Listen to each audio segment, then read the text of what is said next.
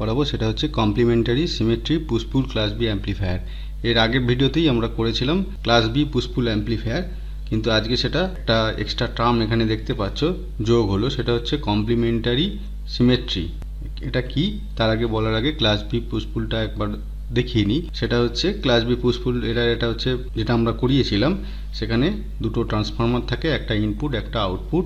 Output ট্রান্সফরমারটা লোডের সঙ্গে connected থাকে, দুটো সেম ট্রানজিস্টার থাকবে, দুটো এনপিএন ট্রানজিস্টার এখানে দেখতে পাচ্ছ, দুটো এনপিএন ট্রানজিস্টার সেম থাকবে। এবং এটার এর ইনপুটটা যদি পজিটিভ হাফ সাইকেল হয়, এর ইনপুটটা নেগেটিভ হাফ সাইকেল হবে, বা এর ইনপুটটা যদি ঠিক পরে নেগেটিভ হাফ সাইকেল হয়, এরটাকে পজিটিভ হবে।